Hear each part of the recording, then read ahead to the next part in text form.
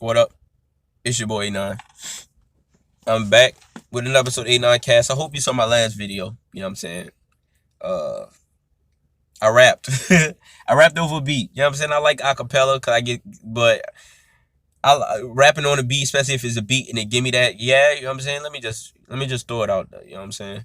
But I've been like I don't have COVID, but I've been have been having a cold for a few days now. So it's like hard for me to breathe. Like the way I wrote the verse, like I wrote it to kind of have more of a continuous flow, but I can't breathe. So I had to have pauses instead of keep going. But like I think I still did pretty good, you know what I'm saying? So if you ain't see it, check it out. It's a motorboat freestyle or motorboat, you know what I'm saying? A motorboat verse. I was listening to just a random radio and the song came on. It was a Tory Lane song. It just came on and I'm like, okay. I'm like, okay. And I'm like, the flow he picking and like the way he riding, I'm like, I could do that. You know what I'm saying? So I did it. But let's talk about what we're gonna talk about today.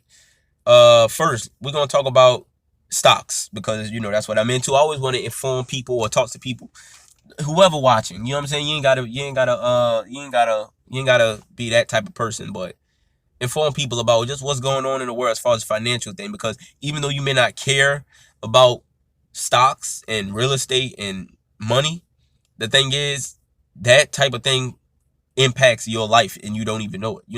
When stocks go up, when businesses start booming, it may not affect you directly like you think, but it affects you. If Apple just randomly they stock drop and they lose millions and millions of dollars, it may not affect you in a way where it's like obvious, but you gonna notice some things and it's gonna be like, dang. So that's why I think just talking to the general people about just what's going on in stocks. But anyways, GameStop. I don't know why I do that. GameStop. Their stock is being tampered with. So GameStop, for most people, is a struggling company because they specialize in the selling of physical games and consoles. But in the age of Amazon, in the age of digital downloads, you can pretty much get your console off of Amazon and then buy your games off the console that you got off of Amazon. So you really have no reason, especially during the pandemic, to go to GameStop. I had I go to GameStop sometimes because sometimes I'm in the mood for a CD. I grew up on growing up I had the PlayStation 2 and the Xbox 360 and the Wii. So it's like and the PlayStation 1. But I grew up on physical copies. So yeah, I have some games like I just got 2K21 and Madden 21. I got those digital. But some games like I got Star Wars Fallen Order. I got Grand Theft Auto 5. Like I got certain games that I have the CDs for just for nostalgia a little bit, but there's no actual you could buy like okay, so I think I sold this game, but I had Killer Instinct. I didn't go to GameStop to buy that. I bought the physical copy on Amazon. So you could even buy physical if you want. If you a physical copy person, you can buy the physical copy of a game on Amazon. And you could probably do the same thing on Microsoft Store or PlayStation. I don't know for sure, but I'm pretty sure you can. There's multiple places you could get physical copies of the game that's not GameStop. So GameStop in that sense, this person turned down the wrong.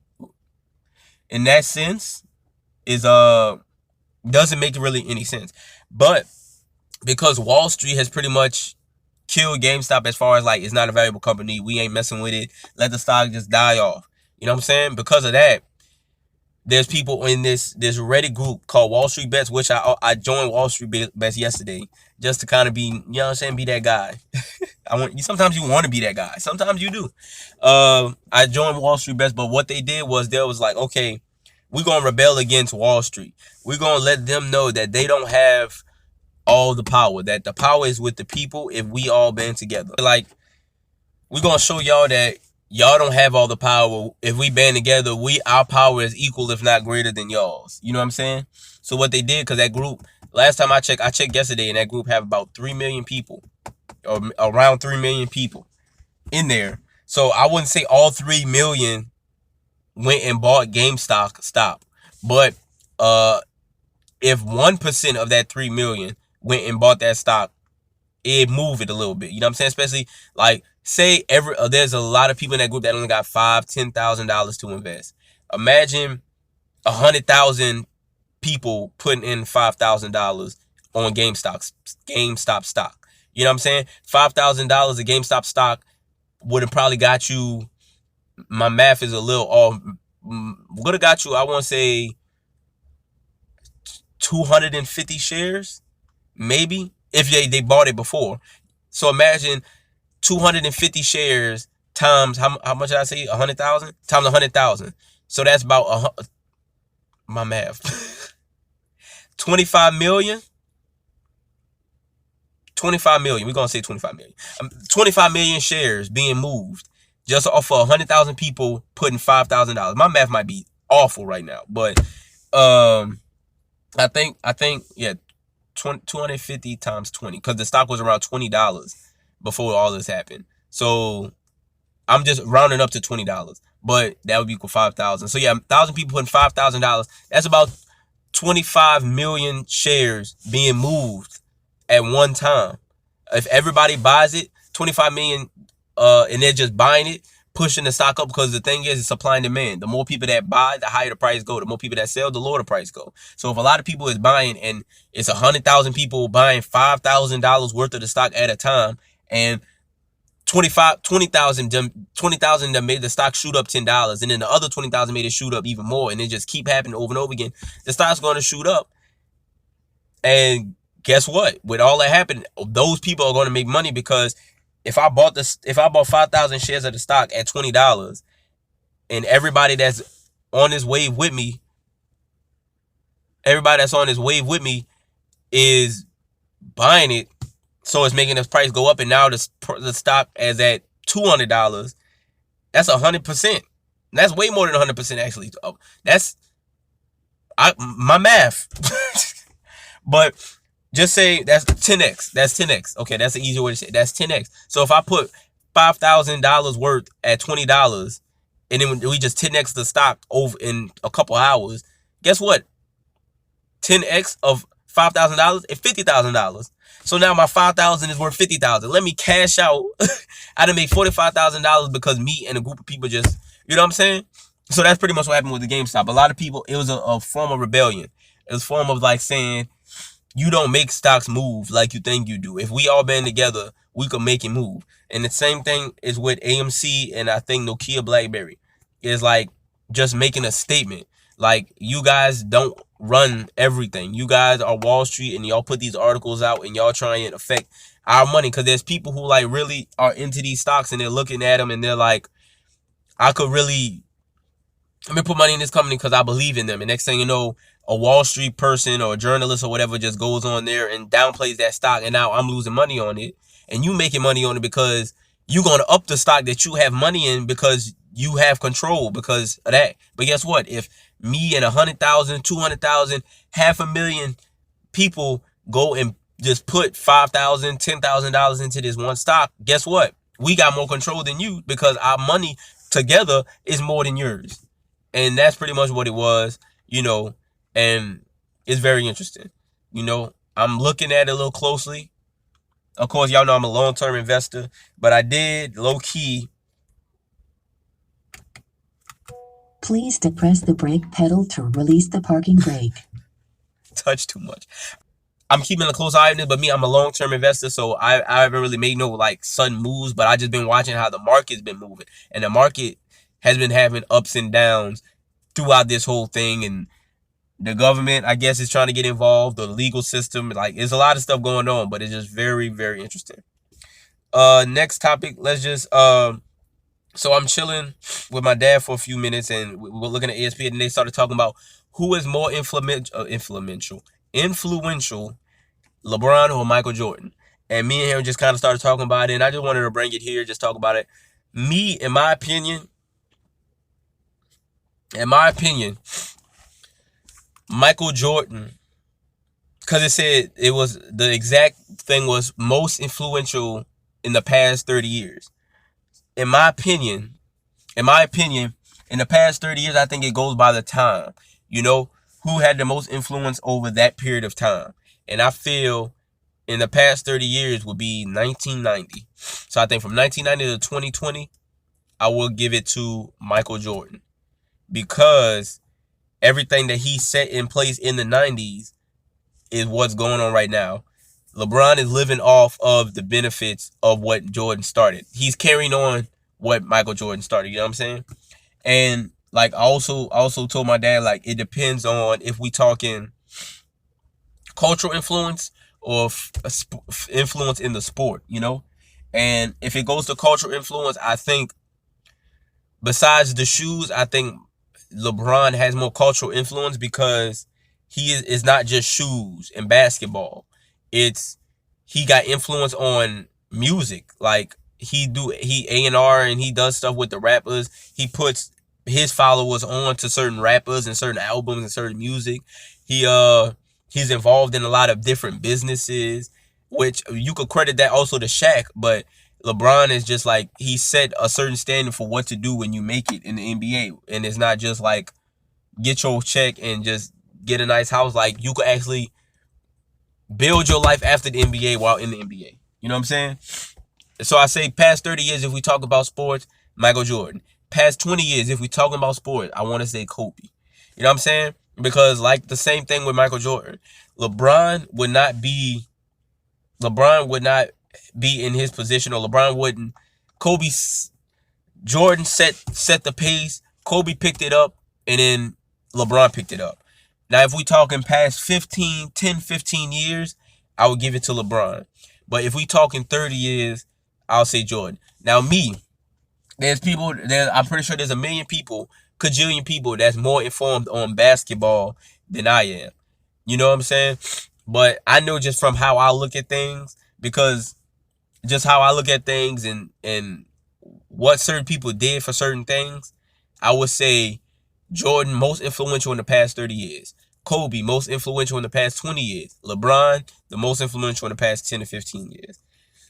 You know what I'm saying? Because you got to think of, if this person didn't exist, would this person be able to do this? You know?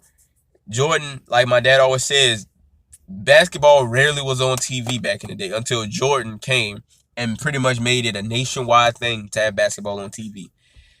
If Jordan didn't do that, Kobe wouldn't be where he was. And if Kobe didn't take what Jordan did and put it on a higher platform with just the different things he got into and just making basketball fun to watch, you know, then LeBron wouldn't be able to carry on tradition and do the same thing.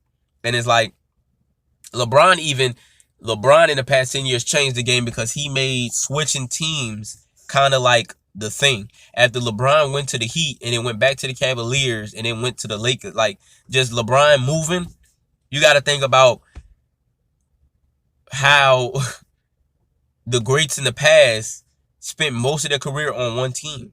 LeBron is one of the first to kind of move, you know? Jordan spent most of his career, if not his whole career, on the Bulls. Yeah, most of his career on the Bulls. Kobe spent most of his career on the Lakers, if not his whole career on the Lakers.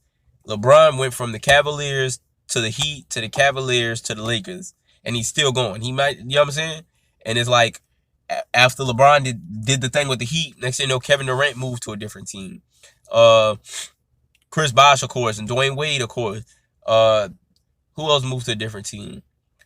Kyrie Irving moved to a different team. Like those big names, the staples of certain teams, they weren't trapped to the team because they realized my talent is my talent. I could take that wherever I go. You know what I'm saying? If I am as good as what the media says, it don't matter if I'm on the Warriors or if I'm on the Nets, you know?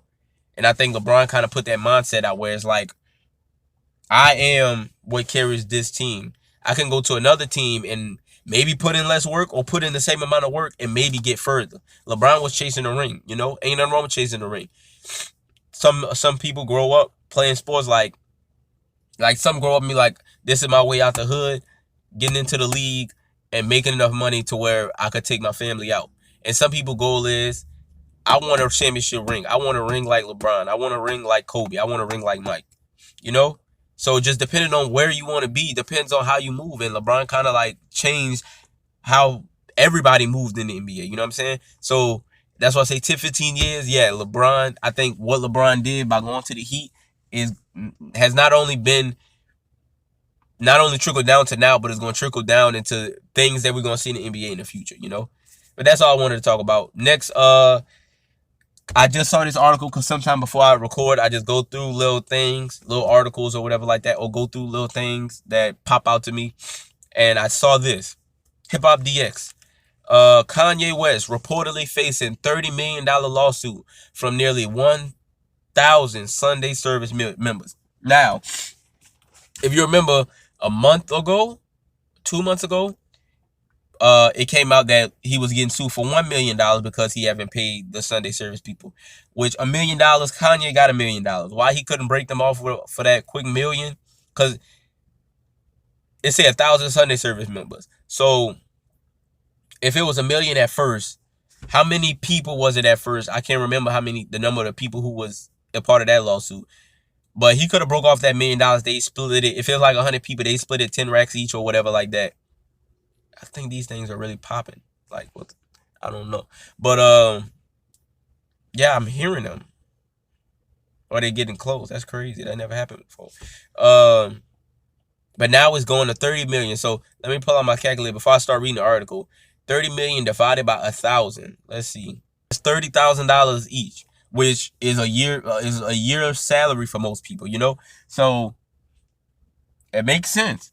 If there's 1,000 people that you have not paid, like you're a billionaire. According to you, you are a multi-billionaire. Why can't you could have easily paid that 1 million off like nothing. And maybe if you really as rich as you say, you should be able to pay off this 30 million. You know what I'm saying? Of course, I'm pretty sure because I'm informed about how money works and how net worth and all that works. I know. So I'm pretty sure that those billions of dollars that he claims he's worth is tied up in real estate and businesses and investment stuff like that. But I'm pretty sure he could find some way to pay these people. Like, because the thing is, the longer this goes, the more money they're going to want. You know what I'm saying? Because it was just a million at first. That million turned to 30 million. And that's, like I said, that's a year's salary right there. So say you take another year to even acknowledge this. It's going to jump to 60 million because now they want money for 2 years. So I think Kanye, you could break off that 30 real quick. You know what I'm saying? You have to, or else things are going to get a lot worse. People going to look at you kind of funny because they're like, dang, why you not paying these people? Like, you a multi-billionaire, right? Why you can't pay these people? Like, they've made him a lot of money. You got to think, the Sunday service was bringing a lot of eyes on Kanye. The Sunday service had a lot of people showing up, a lot of celebrities, stuff like that. I don't know if he was charging people to come, but bringing a lot of celebrities. He used the Sunday service. He used the Sunday service to promote his albums. So it's like, you made money. Like I said, I don't know the details of his contract, but you made some type of money off of the music that you put out around this era of you having the Sunday service. If you couldn't break them off with nothing, or at least sign them off as writers so they could get some type of